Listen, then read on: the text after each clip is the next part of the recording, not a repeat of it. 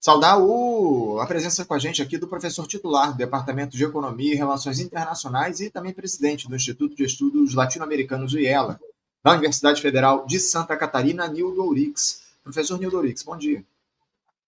Estimado Anderson, ouvintes do Faixa, um prazer estar aqui novamente. Bom dia a todos. Prazer sempre nosso, viu, Nildo? Eu quero agradecer demais aqui a tua presença para a gente fazer esse papo nosso de todo mês. A gente conversa contigo sobre os rumos da política nacional, enfim, os assuntos importantes para a nossa audiência, para o Brasil e para o mundo. E eu queria começar, como sempre, Nildo, pedindo, só antes de fazer a introdução aqui, a gente vai tratar daqui a pouquinho desse caso envolvendo o Glauber Braga lá no Conselho de Ética, essa votação absurda que se deu no dia de ontem. Mas antes de a gente, obviamente, entrar nesse tema, eu queria uma análise tua, Nildo, a respeito do governo do presidente Lula, né? Todo mês a gente começa aqui o nosso papo analisando a conjuntura, os passos, os rumos do governo do presidente Lula, que está em queda de popularidade. A gente tem visto aí as pesquisas mostrando, ao longo desses últimos tempos, a perda de confiança do povo. Lula tentando ali uma ou outra iniciativa para melhorar a sua imagem, mas, por enquanto, parece que isso não está lá muito efeito, viu, Nildo? Lula teve esses últimos dias na reunião da CELAC, enfim, tentando construir aí essa atuação conjunta dos países latino-americanos, mas aqui no Brasil, internamente, a situação é muito difícil para esse governo de ampla aliança, que teve aí essa polêmica agora, mais recente, envolvendo o pedido de demissão do ministro das Comunicações, do Juscelino Filho, denunciado lá ao Supremo Tribunal Federal por suspeita de corrupção. Daqui a pouquinho a gente também vai aprofundar essa discussão, mas como é que você vê, Nildo, essa gestão do presidente Lula e esses últimos movimentos do petista para tentar recuperar a popularidade, algo que não tem surtido efeito, né, Nildo? Bem, não tem surtido efeito, nem poderia ter. Por quê? Vamos pegar um dado elementar, assim, que está no cotidiano. O empréstimo consignado para os trabalhadores do setor privado. O juro é elevadíssimo, o endividamento é elevado, a contratação é pequena e há um assalto à poupança dos trabalhadores. Você acha que o povo é idiota? Não, o povo observa isso. Os salários, baseados num padrão de superexploração, repito uma vez mais de 90% da população economicamente ativa ganha até 2 salários mínimos e meio. O governo propõe como alternativa endividar as famílias, dando como garantia para os bancos um recurso arduamente conquistado pelos trabalhadores de carteira assinada, com taxas de juros exorbitantes, absurdas, e que não vão parar de crescer. Isso só para colocar uma coisa que eu vi aqui no Faixa Livre, o Frei Beto defendendo essa excrescência. Como é que pode? Em que ponto chegamos? Quer dizer, as pesquisas, que é a única coisa que move o lulismo, a esquerda liberal em geral, se afastam do cálculo frio, da racionalidade pura, da economia política. Eu nem vou falar dessa fraude que vai ser a eventual eliminação do imposto de renda para quem ganha até 5,7 nas mãos de Arthur Lira, articulado com o Lula. Eu nem quero falar sobre isso porque eu não quero entrar nesse submundo de uma política, de um keynesianismo bastardo que habita entre nós como se fosse sabedoria. Isso é de uma indignação completa. Então eu me revolto contra isso para dizer, escuta, nós não vamos ter 2 moléculas de lucidez para defender o povo? Esse governo é um governo da classe dominante. Quero repetir aqui para os amigos do Faixa. Não há mudança nenhuma entre Lula e Bolsonaro no manejo da política econômica. Todas as mudanças feitas por Fernando Henrique Cardoso, por Lula, por Dilma, pelo Temer, indicado pelo Lula, pelo Bolsonaro e agora pelo Lula novamente, são todas elas a serviço da economia política do rentismo. Todas e cada uma. As medidas supostamente atenuantes, como essa pífia justiça tributária, como diz o Haddad, ou esse escândalo de roubar a poupança dos trabalhadores de carteira assinada, e empurrando para os bancos milhões e milhões, talvez bilhões de reais, são incapazes de contrarrestar, de diminuir o efeito perverso sobre a vida da maior parte da população. Então, se não temos isso, e tampouco temos uma política externa independente, como nós estamos vendo recente nesse conflito entre a China e os Estados Unidos, conflito de alta voltagem, que aparece para nós como aquela periferia que exporta soja, milho, minério de ferro e petróleo cru, e que, portanto, não é tão afetado. E que eu vejo alguns keynesianos falando em janela de oportunidades. Não tem uma política externa independente, nem avança para tal. Tem um ministério medíocre, totalmente medíocre. Esse caso de corrupção, que já está colocado, o Lula falou ontem lá desde Honduras, já vai colocar no mesmo partido, de uma base partidária que não é uma base partidária. Está lá no ministério, mas vota com a oposição, não tem coesão social nenhuma. Então o governo não tem uma coesão social baseada nas classes populares e tampouco logra a coesão das frações de classes burguesas. Por quê? Porque as frações de classes burguesas estão muito cômodas. Elas têm uma via despótica ou autocrática da ordem burguesa, que pode ser com Bolsonaro uma de suas metástases, e tem também a via democrática, que nos mata, controlada por Lula, e pela ameaça de sua reeleição. Ameaça, hein? Ameaça de sua reeleição. Em nome do quê? De combater dois fantasmas criados pela imaginação oportunista da esquerda liberal. Um tal de neoliberalismo, por um lado, que está intocável, vamos admitir assim, e, de outro lado, a emergência do fascismo. Eu não vejo isso, Anderson.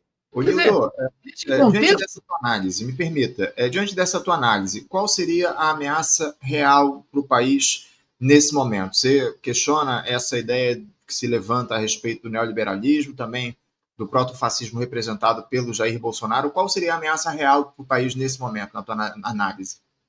A continuidade entre Lula e Bolsonaro. A ameaça é essa.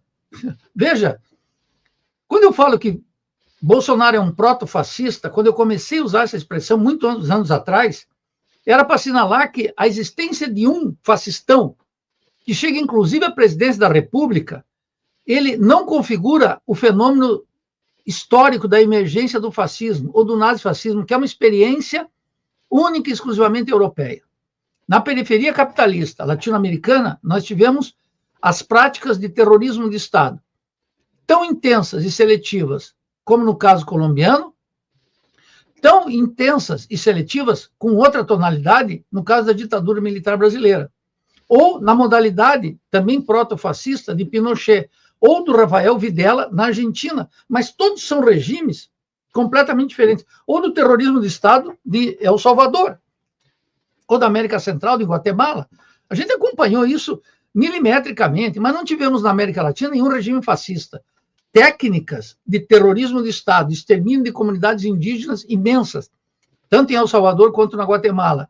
A morte de 30 mil e desaparecidos na Argentina, ou no caso brasileiro, ou no caso chileno, ou no caso colombiano, que ainda recolhem seus mortos, sobretudo no campo. Isso é eloquente, mas isso é o pão nosso de cada dia na América Latina desde sempre, não configura um fenômeno propriamente novo, e menos ainda a emergência do fascismo. Vou dar só um exemplo, Anderson. O que está acontecendo com Marine Le Pen na França? Ela não é uma fascistoide? É. Ela não foi acusada de corrupção? Sim. Ela não vai ser presa? Vai. Ela vai perder os direitos políticos? Provavelmente. Estão na cadeia quase. Bolsonaro não está a ponto de entrar na cadeia? Que ameaça fascista há aí? E a Marine Le Pen, só para registrar, foi defendida pelo Jean-Luc Mélenchon, inclusive da França Insubmissa. É evidente. Né? O Mélenchon é uma desgraça, isso tudo. Da França não há mais luzes. São os abobados que acham que ainda estão no século das luzes, que começou lá, entendeu, com Vitor Hugo. Onde é que esse pessoal está? Então, eu estou dando só o exemplo de Marine Le Pen e estou dando o exemplo de Bolsonaro. O pessoal não está contente que Bolsonaro vai ser engaiolado? Então, como é que um fascismo permite uma coisa dessa? Nem ameaça, nem fascismo. A classe dominante no Brasil não precisa de uma ditadura nesse momento, porque ela está cômoda. A economia política atendida, o conceito de segurança hemisférico dos Estados Unidos assegurado, tanto por Bolsonaro quanto por Lula, e o Brasil aprofundando na dependência e no subdesenvolvimento, cuja pauta de exportações é clara. E o povo sob controle, ora da caridade católica de Lula e do Partido Democrata, com identitarismo e todo esse lixo ideológico, e, de outro lado, a direita republicana estadunidense, através de Bolsonaro.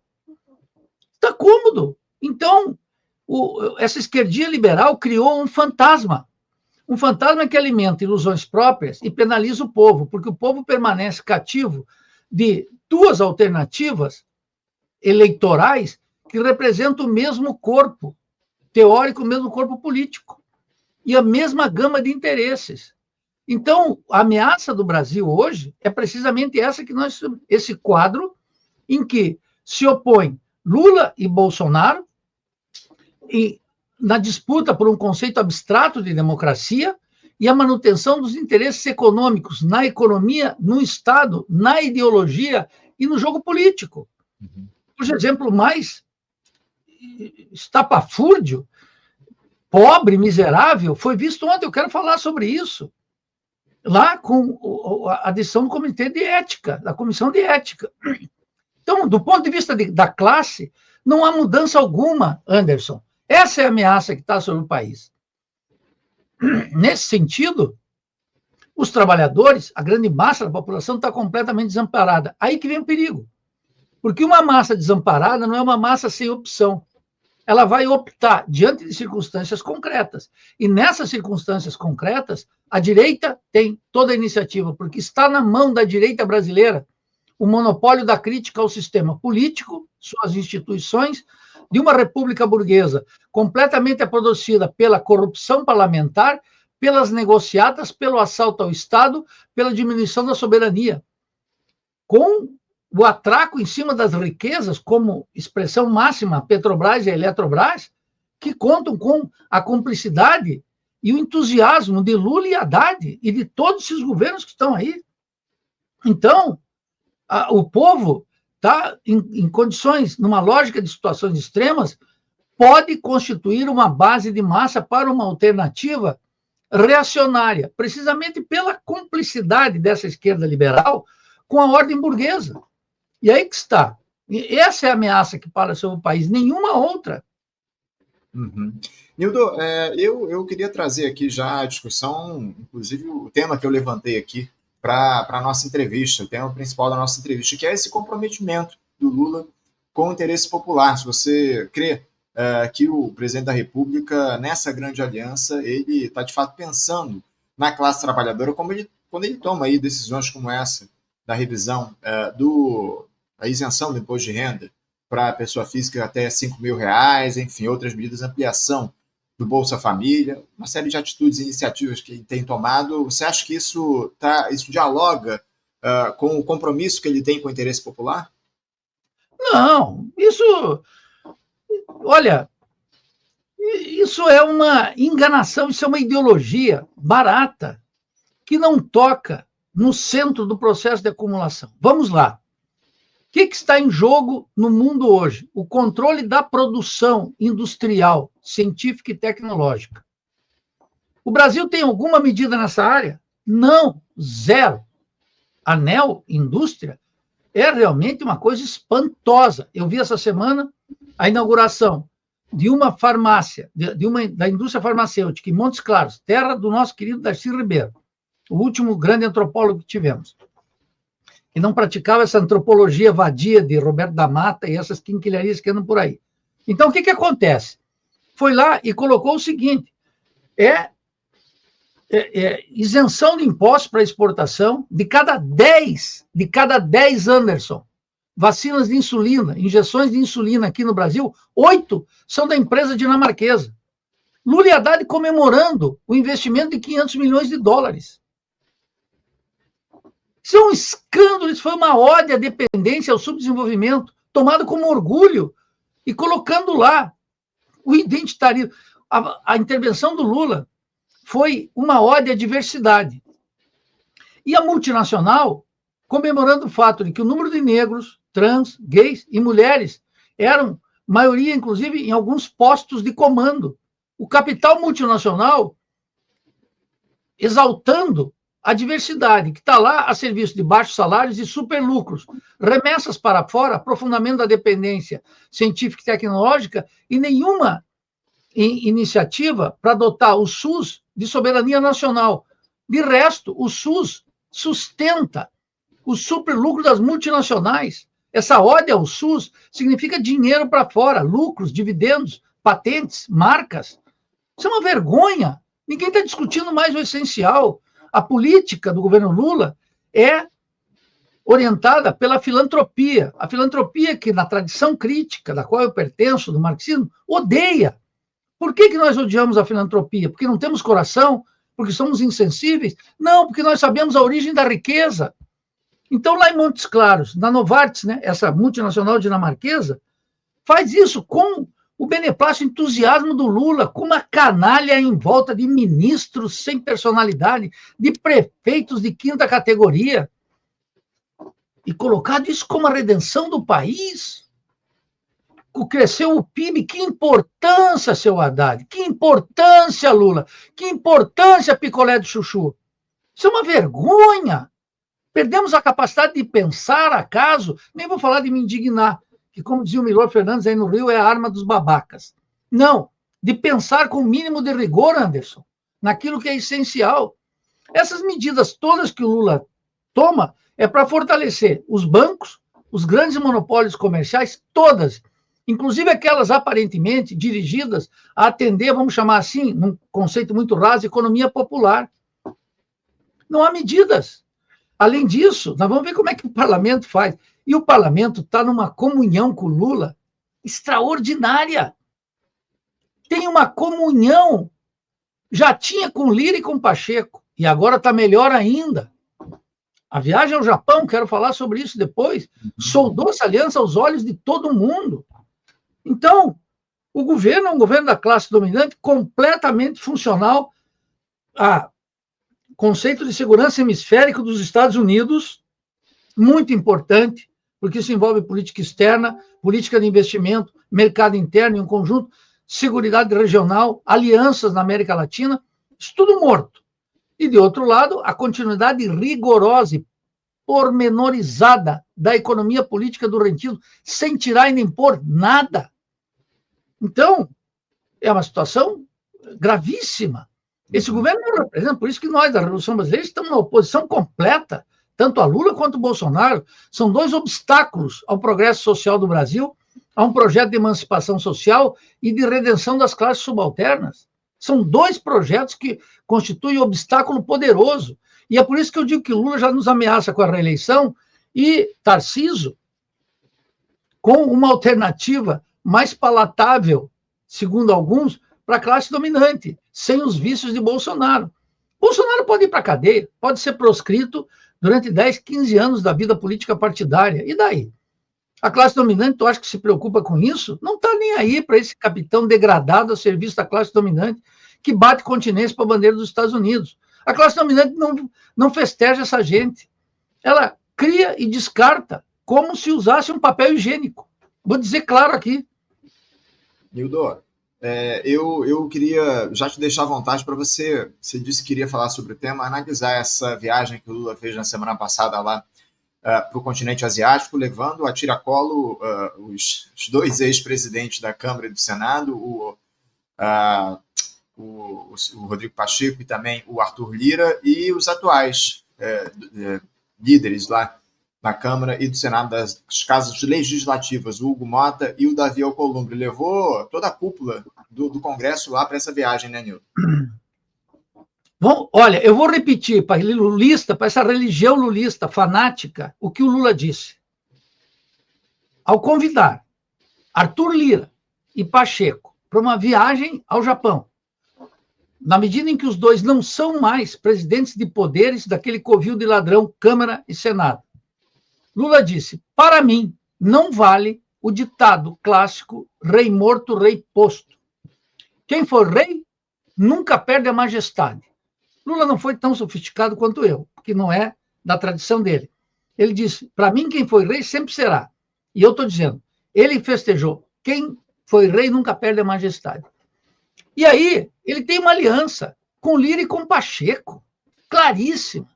Ele se orgulha de dizer que todas as reformas que ele mandou, da reforma tributária, que favoreceu a classe dominante em todos os seus interesses, a todas as decisões mais importantes, ele teve mais de 350 votos.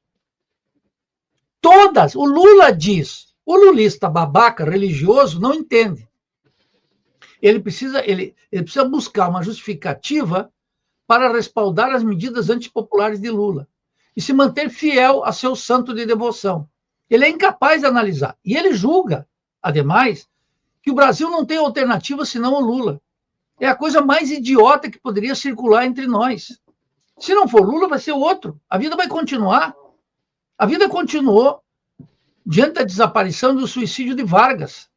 A vida desapareceu, a vida continuou depois da desaparição de João Goulart e Brizola. E vai continuar também. Então, essa devoção de fé religiosa que nos aprisiona, que escraviza o país, que empobrece o horizonte intelectual e político daqueles bem-pensantes, das classes trabalhadoras, que é um obstáculo ao desenvolvimento do país e é uma alternativa para o país, não pode se constituir num dogma que paralisa o pensamento e congela a praxis política, as suas meras manifestações parlamentares. Lula leva para lá os dois, e vou reforçar aqui, rei morto não é rei posto, diz o Lula, que é um ditado da ingratidão, né? Uma crítica à ingratidão. Ele diz, eu não sou ingrato. E não é mesmo. E agora Lira já vai ser o relator da BNS de Justiça Social de Haddad e Lula. Isso é um acordão. E o acordo também envolve o STF com Flávio Dino. Isso é uma harmonia entre os poderes, esses poderes da República Burguesa, que oprimem o povo, estafam a nação, aumentam a desigualdade e reproduzem o subdesenvolvimento e a dependência. O desastre científico e tecnológico, a dominação cultural, a falta de controle sobre o território brasileiro, a falta de controle sobre instrumentos centrais como o Banco Central, Petrobras, Eletrobras e outras Brás que nós teríamos que desenvolver dentro de uma estratégia revolucionária, que aqui dentro não vai acontecer nada. Nós vamos continuar afundando. Agora, esse pessoal acha que não tem alternativa. Toda essa esquerda liberal que está com Lula, ela acredita no postulado de Margaret Thatcher. There is no alternative. Eles acreditam nisso. Eles acreditam nisso. E aí o monopólio da crítica, todo esse lixo, fica na mão da direita. Sem uma ruptura com esse governo, acusar os dois bandos, de Lula e Bolsonaro, nós vamos continuar afundando. Nós, da Revolução Brasileira, estamos dizendo isso claro. Por isso, nas últimas eleições, defendemos o voto nulo. Óbvio, como consequência imediata daquilo que nós pensamos, temos que praticar. Agora, a forma, a concepção parlamentar de política emoldura toda ação social hoje no país, o que é um desastre. E é a favor da classe dominante isso, Anderson. Então, a viagem ao Japão elucidou. Por outro lado, o que o Brasil foi vender lá no Japão, no Oriente? Foi fortalecer o latifúndio. O latifúndio foi fortalecer mais ou menos como vender têxtil e carne, não no período da Revolução Industrial, mas agora, quando tudo é high-tech. O que foi fazer? Abrir mercados para a fração agrária do capital, que é precisamente aquela que mais escraviza o Brasil na divisão social do trabalho. Uhum. Algum convênio internacional, alguma aliança estratégica na área de satélites, de indústria da aeronáutica, de alguma na área de fármacos, na área, em qualquer área, nada, zero. Como também nenhuma aliança estratégica com a China, nenhuma aliança estratégica com ninguém, submissão completa. A viagem, essas viagens curtas de Lula, expressam precisamente a miséria, mas as pessoas parece que estão lobotizadas, né? É incrível. Nildo, eu queria avançar na análise sobre essa situação que a gente teve aí ao longo dos últimos dias, né, esse pedido de demissão do Juscelino Filho, né, ministro das Comunicações, após ele ser denunciado pela Procuradoria-Geral da República ao Supremo Tribunal Federal por suspeita de corrupção. Ele é o primeiro-ministro do governo denunciado, afastado por esse tipo de denúncia. Se afastou, na verdade. Ele pediu demissão. Óbvio que o Lula sugeriu esse pedido. Caso ele não acontecesse por conta própria, o Lula demitiria para tentar preservar o governo. Mas o substituto do Juscelino Filho deve ser outro parlamentar do União Brasil, que já, partido esse que já anunciou que não vai apoiar o Lula em 2026. Nildo, o Lula parece que não está disposto a mudar essa lógica de governabilidade bancada no toma lá da cá, né, Nildo? Não, claro que não. O Lula é feito disso. O Lula não tem a menor intenção de mudar porque está cômodo para ele. O Lula, eu vou explicar uma vez mais com toda a calma possível. Quando eu digo que o Lula é um político vulgar, eu não estou me referindo ao fato dele não ter diploma universitário, com a qual ele já derramou muitas lágrimas cínicas. Não é esse o problema, porque está cheio de doutor analfabeto, sem compromisso com o povo. Vamos lá. Não tem nenhum preconceito pequeno burguês aqui, de exigência. Não. Eu estou dizendo que ele é um vulgar porque ele não está à altura das circunstâncias brasileiras. Nem ele, nem Bolsonaro. Por que Bolsonaro não é? Porque Bolsonaro não é só um medíocre intelectual e politicamente. Ele é um serviçal dos Estados Unidos, do Partido Republicano e da classe dominante internamente. O Lula tem o seu bando também nos Estados Unidos, que é o Partido Democrata, e o Vaticano, porque ele é de orientação católica. Aqui dentro, ambos servem aos mesmos senhores, aos mesmos. Então, o Lula não percebe, porque não tem capacidade para tal, não lhe foi dado isso historicamente. Lula é um produto histórico de uma trama que alguns querem continuar serviçais. Eu já me afastei disso há muito tempo. Quando saí do PT lá, em 2005, quando Palocci começou a fazer um superávit fiscal maior que o do Malan, mais intenso que o do Malan. Eu já saí lá, percebe? Então, há 1000 recados. Então, Lula não está à altura das circunstâncias porque ele é um sujeito limitado política e ideologicamente. Isso não tem a ver com degradar o Lula em termos intelectuais. Qualquer pessoa, um operário, um camponês, pode avançar. Eu tenho um conjunto de autodidatas no Brasil, cultos, imensamente cultos, que nunca entraram na universidade, não tem a ver com isso. Tem a ver com a capacidade de ler o mundo, que o Lula não tem nenhuma. Ele é um satélite do Partido Democrata e do Vaticano, não tem nenhuma imaginação para emparedar as classes dominantes e tomar uma certa autonomia, para usar uma expressão aqui, ensaiar uma espécie de bonapartismo, tal como, de alguma maneira, Getúlio Vargas o fez. Ele não tem a menor capacidade disso, nem interesse. Isso não ocorre na cabeça limitada dele. Não é porque Lula teve uma trajetória sindical. Alguns justificam o Lula, sempre foi um negociador. Não, escuta, isso é menosprezar a capacidade de aprendizagem. A gente passa pela experiência e aprende. O Lula sabe a diferença entre o movimento sindical e o movimento dos partidos políticos. Das grandes questões da República e de um sindicato do ABCD, de Diadema, de São Bernardo. Não dá. Essa gente está aí justificando a mediocridade de Lula, não uma mediocridade que incomodaria nós, uma mediocridade que habita a presidência da República, incapaz de mudar e enfrentar qualquer coisa. Então, qual é o resultado prático, Anderson? Ele fecha com qualquer partido, e o partido, como você recordou, só não estaremos com ele. Mas o que o Lula quer?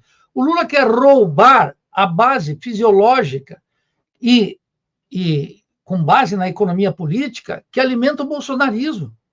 E então eu já disse aqui, desde que nós começamos o ano passado, Lula vai cada vez mais à direita para roubar, a partir do programa da economia política do rentismo, as bases eleitorais do Bolsonaro.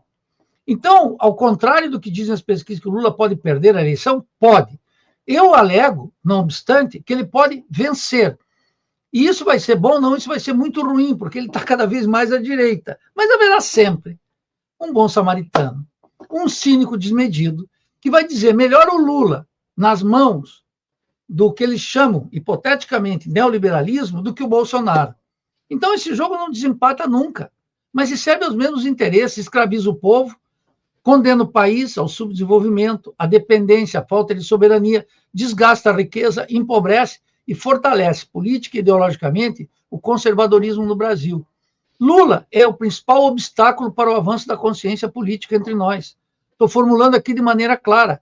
É um poderoso obstáculo. E as suas alianças no governo, como essa declaração de demitir um ministro, olha, justiça seja feita.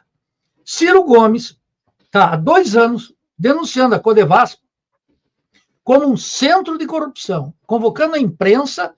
Olha, eu não sou cirista, os ciristas querem que eu acenda uma vela para o Ciro. Eu não acendo nem para o Ciro, nem para o Lula, nem para o Papa, nem para ninguém, porque eu não sou religioso. Mas o Ciro tem denunciado essa entidade da qual esse ministrinho aí, com sua esposa, a prefeita e as alianças, as denúncias estão aí. Como nós não temos uma imprensa burguesa, livre, minimamente interessada em investigar, e o Ministério Público parece que tampouco está muito interessado em ir até o fundo e até o fim, depois da Operação Lava Jato, desse canalha do Sérgio Moro, isso mostra que o direito está arrebentado no país, porque ele é uma constituição da República Burguesa. Então, o Lula está surpreendido com isso, que é algo que o Ciro Gomes tem denunciado, quase gritando. Mas parece que nada pega. E nada pega porque tem uma armadilha ideológica que essa esquerda partidária, sindical, dos movimentos populares, sobretudo o identitarismo, que é um câncer entre nós, alimenta. Então, vai continuar como você disse.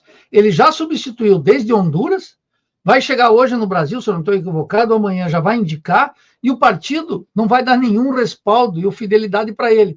Mas ele não está nem aí, porque ele sabe que esses partidos são conglomerados de acordos regionais que ele pode puxar uma parte. Puxa um pouco do Kassab, puxa um pouco dele, puxa um pouco dos republicanos, vai puxando tudo isso. E em nome de quê? Dos interesses da classe dominante, não da emancipação do nosso povo. Nildo, eu queria trazer aqui uma outra questão para a tua análise, viu? Porque a gente tem aí esse tarifaço do Donald Trump provocando muita repercussão, muita polêmica. O presidente dos Estados Unidos ontem afirmou que vai aumentar as tarifas, ou já aumentou as tarifas para importação de produtos chineses para 125%, uma medida de efeito imediato. Por outro lado, ele disse que vai reduziu para 10% as tarifas recíprocas a outros países pelo prazo de 90 dias. O Trump se referiu a essa decisão como uma pausa no tarifaço, que há uma semana resultou uma escalada na guerra comercial global. A China estabeleceu aí a reciprocidade, ampliou as tarifas já para os Estados Unidos para 84%, se eu não estou enganado, enfim. Nildo, e uma análise tua a respeito desse tarifaço, dessa postura do Donald Trump, quais efeitos esse tarifaço pode produzir para a economia global? Como é que você avalia essas iniciativas do presidente dos Estados Unidos? Olha, eu quero fazer uma advertência inicial.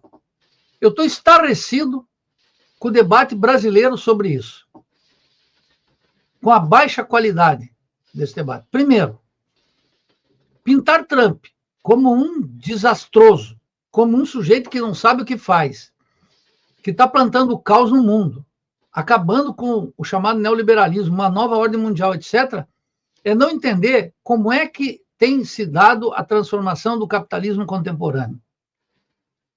Marco Rubio não é um aprendiz, senador da República, que há 7, 8 anos vem batendo na tecla da ameaça que foi aquele plano do Partido Comunista Chinês, dizendo que em 2025 estariam disputando a liderança do sistema. Marco Rubio, já no governo de Trump anterior, se insurgiu contra as vacilações do próprio Trump e também do Partido Democrata.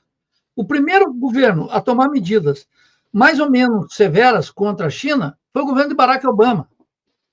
Mas era intermitente, ia, voltava, dedicado a alguns setores. Só que a aliança estratégica entre as multinacionais estadunidenses e a expansão do leste asiático rendeu uma contradição fundamental dentro do sistema capitalista nos Estados Unidos.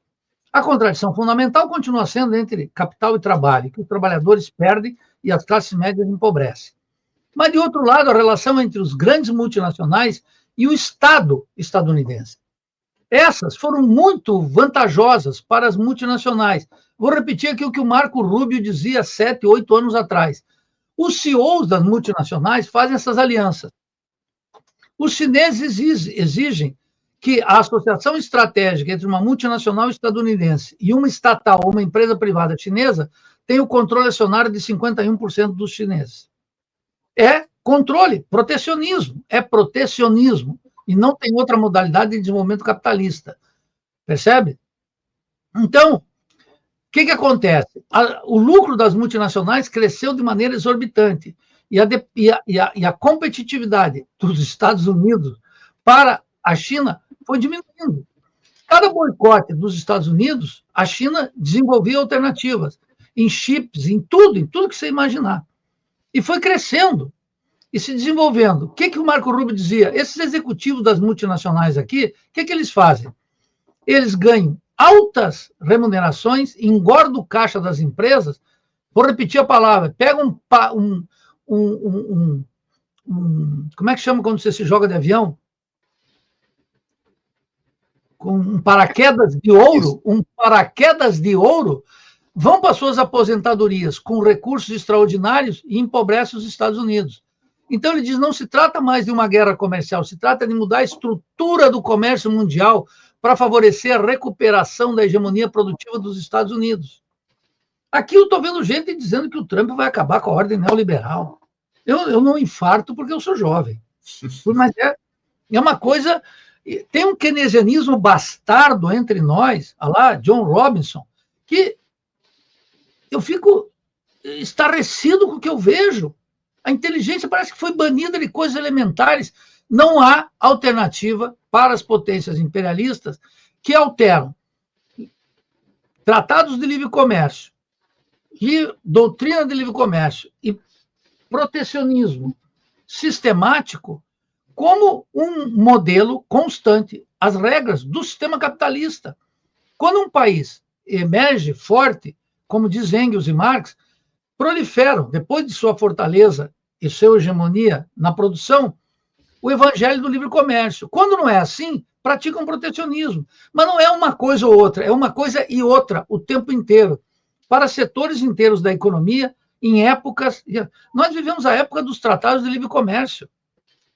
Os anos 2000, 1998, 85, 94, eu vivi no México. Era 94, quando se assinou o Tratado de Livre Comércio entre Canadá, Estados Unidos e o México, era uma época que estava vigorando os tratados de livre comércio com a República Dominicana, com o Caribe, com a América Central, com os países latino-americanos do Cone Sul, Chile, etc. Depois isso acabou, feita a hegemonia, acabou. Aí começou o protecionismo dos Estados Unidos, que encontra na China um notável adversário. Não é um país, Anderson, que vai exportar produtos agrícolas e minerais como o Brasil. Nós estamos lá no 10%. Não tem nenhuma importância. E aí nós ficamos vendo, bom, pode ser que tenha inflação nos Estados Unidos? Pode.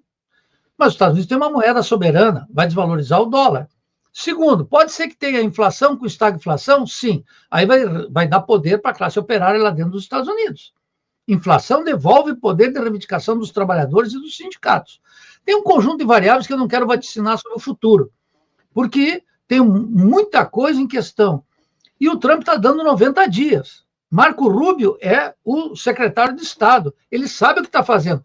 Vejam os vídeos dele, as conferências no Senado, de 7, 8 anos atrás, solitário falando. Essa gente tem convicção. Eles não estão no improviso. O imperialismo não improvisa. Não é um bando de loucos. Essa ideia de pintar.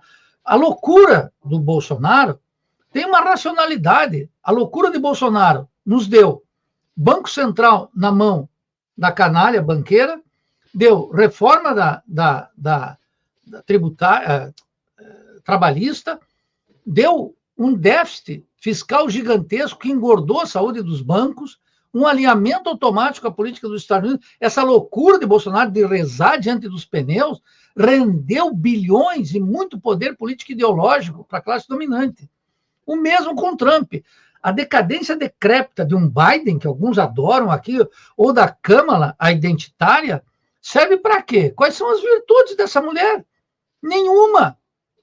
As pessoas têm que sair dessa política plástica e ver quais são os interesses que estão efetivamente em jogo. Então, A situação é essa, Anderson, grave, cada dia mais grave. Mas não há situação sem saída, eu não me desespero. Quando eu narro aqui que a situação é essa, é que nós temos que ter um diagnóstico claro do que está acontecendo. Eu não sei o que vai acontecer nos Estados Unidos, eu não sei como é que a China e os Estados Unidos, que já estão sentando, negociando, porque não pense que a manchete de jornal está dirigindo as coisas. A burocracia nunca deixou de conversar e vai continuar conversando e buscando áreas de entendimento de acordo com a força das circunstâncias. Eu não sou cartomante, eu sou analista. Nildo, eu também queria trazer aqui, antes de trazer um próximo questionamento, eu queria mandar aqui, mostrar a mensagem do Sérgio Alves: Nildo Ourix e Revolução Brasileira, farol político e ideológico da classe proletária no meio da ignorância política vigente. Obrigado, Sérgio, pela tua mensagem aqui, pelo teu superchat. Enfim, mandem seu superchat, se tornem membros do canal. É importante se apoiar aqui o Faixa Livre, se inscrevam também no canal, enfim, apoie aqui o nosso programa. Nildo, eu queria trazer aqui para a nossa discussão esse processo envolvendo o Glauber Braga lá no Conselho de Ética. A gente acompanhou aqui muito de perto essa sessão ontem, lá na Câmara dos Deputados. Eu fiquei 8 horas no ar ontem, praticamente de 11 da manhã até por volta de 7 da noite, acompanhando esse processo. Transmitimos ao vivo aquela sessão e o relatório do deputado Paulo Magalhães pedindo a cassação do mandato do Glauber Braga foi aprovado por 15 votos a 3 lá do Conselho de Ética da Câmara dos Deputados. Um negócio, um circo, na verdade, foi montado, foi construído naquele Conselho de Ética, um processo claro de perseguição contra o Glauber Braga. Ele denunciou isso, inclusive processo liderado pelo senhor Arthur Lira, uma sessão que demorou mais de 1 hora para ser iniciada. Havia ali uma disputa em relação em que sala ia ser realizada essa reunião. Enfim, o Hugo Mota, aliás, postergou o início da ordem do dia lá na Câmara dos Deputados para que o processo fosse votado, inclusive, ainda no dia de ontem. Até, normalmente, durante esse mandato dele, ele tem iniciado as sessões, a ordem do dia, a partir das 4h20 da tarde. Ontem, ele postergou até o final da sessão. Só deu início aos trabalhos lá no plenário, depois que se encerrou a votação no Conselho de Ética, para tentar fazer com que isso fosse analisado no dia de ontem. Foi denunciado, inclusive, por uma série de parlamentares. Um processo de cartas marcadas, Nildo. Está muito claro isso para a gente. O Glauber agora anunciou essa greve de fome. A gente vai repercutir, inclusive, os efeitos políticos disso, mas primeiro eu queria uma análise, uma avaliação dessa sessão de ontem lá no Conselho de Ética, se você acompanhou e se você surpreendeu de alguma forma com o resultado que a gente teve lá no Conselho de Ética, a aprovação da cassação do mandato do Glauber Braga, Nildo. Bom, acompanhei aqui pelo Faixa Livre, vi o trabalho teu ali e acompanhei em geral e depois fui reassistir alguns discursos em particular. Foi um episódio terrível e revelador que afeta os dois bandos. Me decepcionou profundamente a conduta de Glauber Braga. Profundamente, vou explicar por quê.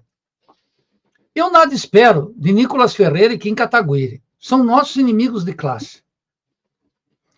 São parlamentares que expressam a degradação política do país.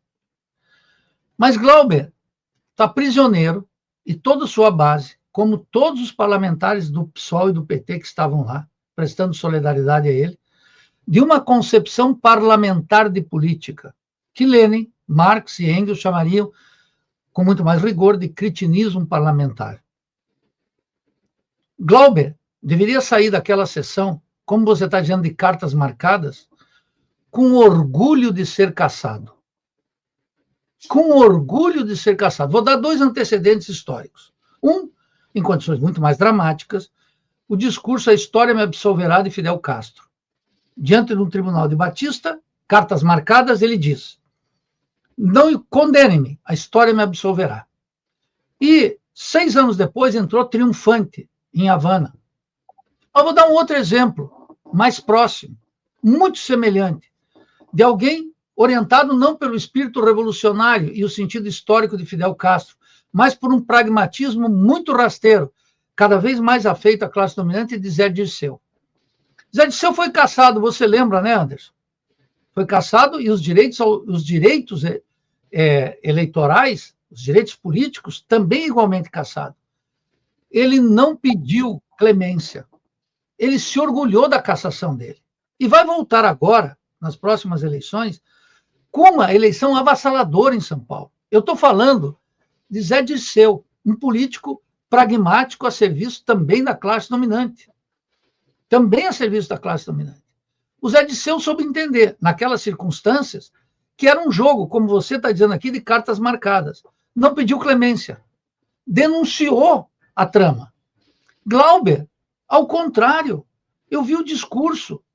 É comovente de Luiz Erundina clamar por justiça no interior de um covil de ladrões, de uma comissão de ética controlada pela direita, e num covil de ladrões degradado e orientado pela corrupção. Por favor, é ingenuidade. Pedir respeito às normas sacrossantas do parlamento, quando nós temos todos os casos, como eles ditos mesmo, Carla Zambelli, o Frazão, e todos eles sendo intocáveis, mas o que estavam esperando? A tática, portanto, tinha que ser outra, não a da vítima, mas daquele que denuncia o covil de ladrões. Mas Glauber e todos aqueles que o apoiam são cativos dessa concepção parlamentar de política, em que parece que a medida da manutenção é o atestado de honra. Deveria ser o contrário. Me cassem. Faço questão. E ele deveria, a meu juízo, a única coisa que me preocupa nessas circunstâncias, pessoalmente ao Glauber, é essa decisão de entrar em greve de fome. Nós, professores universitários, 7 camaradas, fizeram greve de fome contra a FHC numa greve do antes. E ficaram uma semana. 3 aqui de Santa Catarina. 3 aqui. É temerário, porque é a vida de um militante. Isso é o que me preocupa. Agora, toda aquela encenação, o que disse Ivan Valente? Ivan Valente disse, olha, o presidente do PL me disse que é um absurdo o que estão fazendo com o Glauber. Mas a ordem veio de Bolsonaro. E o que dizer de Lindenberg aí do Rio, que clamou pelo caráter cordato do relator, da qual ele é amigo, e do presidente da comissão de ética, numa troca de gentilezas incompatível com aquilo que eles mesmos dizem que é uma injustiça contra o Glauber. As formas parlamentares ganham proeminência em relação ao sentido íntimo da política, mais profundo. Repito, Glauber deveria denunciar, e ainda tem a chance de revisar sua posição, que eu espero que ele revise, de uma greve de fome, porque afeta ele, sua família, um militante que pode ser valoroso no futuro, e que denuncie no Congresso Nacional o covil de ladrões. A justificativa de Glauber é inaceitável, insustentável. Ele não está brigando contra o orçamento secreto e o Lira. Se estiver, ele vai ter que fazer uma crítica ao Lula, que está aliançado com o Lira. Cadê o silêncio do Lula? Ninguém cobra. Cadê as grandes figuras parlamentares do PT que não estão se expressando? Não me venham com a conversa de um Twitter da Gleice. Não me venham com isso. Um governo tem que fazer mais. Se tivesse realmente preocupado com a sua base, aí há 2 ilusões graves que eu preciso me estender aqui, Anderson. É muito grave o que está acontecendo. E como eu não sou rasteiro na crítica e digo abertamente o que eu estou pensando, é preciso ter clareza. Glauber e todo o PSOL poupa o Lula e pega um bode expiatório que é o Lira. O orçamento secreto é uma aliança hoje entre o covil de ladrões, o STF através de Dino e o Lula. Isso tem um acordo entre eles, que é a manutenção da corrupção entre os 3 poderes. É um acordo que sustenta o governo, mantém uma semi-autoridade do STF e contempla a prática parlamentar corrupta, degradando o sistema político. Não é Lira. Glauber pega um fantasma. Lira tem seus poderes, os atuais têm. Mas eu não vejo nenhum parlamentar do PT, nem Boulos, nem Chico Alencar, nem Glauber, nem Fernanda, nem Sâmia, nem ninguém, subir na tribuna e denunciar o governo Lula por esse acordo espúrio, que leva Lira e Pacheco para o Oriente. E diz que rei morto não é rei posto, e que são majestades com as quais ele negocia. Lula realimenta o poder de Lira, com o qual Glauber se insurge. Glauber se insurge contra o inimigo aparente. E a risco agora de sua própria vida. Não é brincadeira uma greve de fome.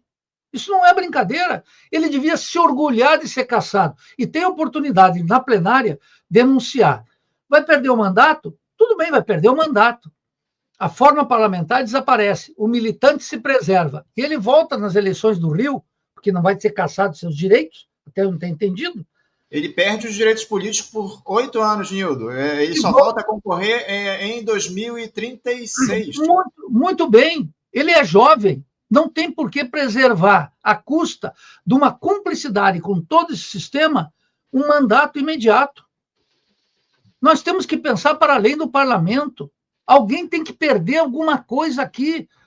Nós estamos perdendo tudo. Preservar um mandato que, primeira sorte, ontem estava selada. Claríssimo. Começou a sessão, a gente já sabia. E não porque sabíamos de bastidores, e no Congresso Nacional não sei o que vai ser. Mas a situação não é fácil. Agora, é nessas situações, nessa, digamos, aparente lógica de uma situação extrema, perder ou não o mandato, que aí nós vamos ver quem é que vai renascer. Pedir clemência, compreensão, justiça, reclamar nas formas, depois judicializando no STF, ou sei lá onde, nos tribunais dos deuses, um pedido de reconsideração, não vai contribuir em nada para o avanço político e ideológico das classes subalternas. Não vai. Perca o mandato por 8 anos, se dedique a fazer outra coisa como militante, com a experiência que ele acumulou até agora. Mas não fazer a clemência. E menos ainda, não atacar esse acordão. Gente, vamos lá. Discutir com Nicolas Ferreira, com Kim Kataguiri, ou disputar nesses podcasts um liberal e um comunista, isso não resolve nada. Isso é para quem está vivendo de monetização de canais. A política está para além desse espetáculo midiático decadente. As formas parlamentares não sustentam a rebeldia do povo e estão comprometidas com o invólucro da corrupção total do sistema. Glauber podia romper essa bolha, ainda pode, ainda está nas suas mãos, de romper essa dinâmica. Cassem. A justiça não será feita agora, pode ser daqui a 8 anos. Qual é o problema? Glauber é jovem, tem energia e outra coisa. E aí vem o fundamental. Não é Lira e não é o orçamento secreto, porque se for Lira e o orçamento secreto, é inaceitável que nenhum daqueles que estão afirmando que lutam por Glauber não denunciem Lula. Porque Lula está sustentando esse sistema. Esse é um acordo, está claro, está explícito. O que falta? O que falta? Qual foram os parlamentares petistas que foram lá? Vejam, são aqueles que não têm peso nenhum no comando do partido e nos ministérios, que já são desse tipo que você narrou aqui. Num jogo de cartas marcadas, foi lamentável o espetáculo pobretão da concepção parlamentar de política em movimento, ou o cretinismo parlamentar. Glauber pode mudar, tomara que mude, porque uma greve de fome não é uma brincadeira, ele sabe. E todos aqueles que, no entusiasmo pequeno burguês da manutenção do parlamento, de assessores e de empregos, etc., não estarão com ele até o fundo e até o fim. Para além da análise da estratégia que o Glauber está adotando em relação à tentativa dele de manter o mandato, de denunciar, obviamente, essa perseguição que ele sofre, o que me chama a atenção é a falta da denúncia de parlamentares, até do próprio pessoal, em relação ao presidente Lula. Você citou o Chico Alencar, ele esteve aqui com a gente essa semana, anteontem, falando sobre esse processo. Eu questionei a respeito dessa questão envolvendo o presidente Lula, a falta de uma posição firme do Lula, a falta de qualquer posição, porque o Lula não fala a respeito desse caso do Glauber, e ele criticou, né, essa posição do Lula, esse silêncio do presidente da República, mas eu estou achando que falta contundência. O próprio Glauber também foi questionado por mim na semana passada sobre isso, tentou ali não tecer críticas ao presidente, disse que entende a posição dele e preferiu exaltar a mobilização e o apoio que ele tem recebido de parlamentares do Partido dos Trabalhadores. A gente fez um convite para o Glauber participar com a gente do programa, a assessoria dele disse, obviamente, que ele não vai, por enquanto, dar entrevista, está lá nessa sala da Câmara dos Deputados, dormiu no chão, inclusive, essa madrugada, vai continuar por lá, sabe-se lá por quanto tempo. Ele disse que vai se manter assim, em greve de fome, lá na sala da Câmara dos Deputados, até que o processo seja analisado no plenário da Câmara, o que só deve, ao que tudo indica, pelo menos pelo que a assessoria me passou, isso deve durar umas 3 semanas ainda, esse processo que ainda vai para a Comissão de Constituição e Justiça, CCJ, e depois vai ser encaminhado para análise do plenário. Mas, enfim, a estratégia que o Glauber está utilizando, e a gente vai acompanhar e vai continuar trazendo aqui informações a respeito disso diariamente. Daqui a pouquinho, inclusive, eu vou mostrar uma foto do Glauber dormindo no chão lá na Câmara dos Deputados. Me permita um comentário, Anderson. É que eu assisti a entrevista do Chico Alencar. As críticas que eu faço ao PSOL, as pessoas pegam pelo lado pessoal. O Chico Alencar representa a esquerda católica e, portanto, está alinhado com o Lula ad eterno. E, mais do que entender, ele justificou a posição de Lula. Esse é o problema. E Glauber também. Esse é o problema. A ruptura tem que ser com o sistema. O sistema está sendo dominado por Lula. E a trama de Glauber é vítima dessa articulação. Eu quero dizer, eu vou repetir o argumento de Glauber. É duplo. É o Lira, como um suposto representante da maçã podre, um bandido dentro do covil de ladrões, e o orçamento secreto, que comprou, inclusive, segundo o próprio relato do Glauber, a relatoria de um parlamentar que disse ao próprio Glauber que era contrário à sua cassação. Muito bem. Se isso é verdade, tanto o Lira, quanto as emendas secretas, o orçamento secreto, são sustentados por Lula, pelo STF através de Dino e pelo covil de ladrões. Como separar essas coisas? E do ponto de vista prático da sessão, não há ganho algum em contar com a base de apoio do Lula, porque o Lula não tem uma base de apoio para salvar o Glauber. O Lula tem uma base de apoio para continuar a economia política do rentismo, a podridão da República Burguesa e seus próprios interesses de reprodução eleitoral numa eventual reeleição. Não tem a ver com a vida do Glauber. A vida do Glauber é mais valiosa que o mandato que ele ocupa. Muito mais. Vai ficar lá 3 semanas. Eu vi. Isso eu levo muito a sério. Eu vi ele dizendo, olha, não consultei ninguém, nem a sua própria família. A Sâmia, seu filho, obviamente. Isso é um ato que não vai levar absolutamente nada do ponto de vista político e menos ainda da recuperação do mandato. Isso não tem a ver com a emergência do fascismo, nada. Tem a ver com a corrupção do sistema político. Então, se perdeu uma oportunidade valiosa ontem. Mas Glauber é cativo dessa concepção parlamentar de política. E todos os que o acompanham também. Nildo, para a gente fechar aqui o nosso papo, já ultrapassei muito tempo. Nosso próximo entrevistado já está aguardando aqui. Eu só quero trazer um comentário da Sol Passos. Ela diz aqui o seguinte, ó, hoje o Ouriques está mais azedo do que nunca porque o Flamengo dele perdeu ontem. Perdeu aqui no Rio, né, Nildo? O Flamengo derrotado na Libertadores. Né? Deixa eu dizer para o Sol Passos que a minha irritação com o glorioso Flamengo, o time que está em outro patamar, mais querido, ela dura 15 minutos. Eu fico realmente possesso. Mas depois eu estava aqui assistindo sozinho, vendo o jogo, um desastre do Felipe Luiz, mas não, a minha vida não está orientada pelos humores do futebol. Mas me irrita, aí sim, e me indigna, mas como um combustível, não da ranzinzice, não do rancor, mas que eu busco sempre canalizar para a lucidez da política. A política, Sol Passos, não é um exercício, não é um circuito dos afetos. A política não é a prática do bom mocismo. A política é uma guerra. A gente tem que saber diferenciar aqueles que são amigos, aqueles que são companheiros, aqueles que são inimigos. E a política não está orientada por um ato de amor.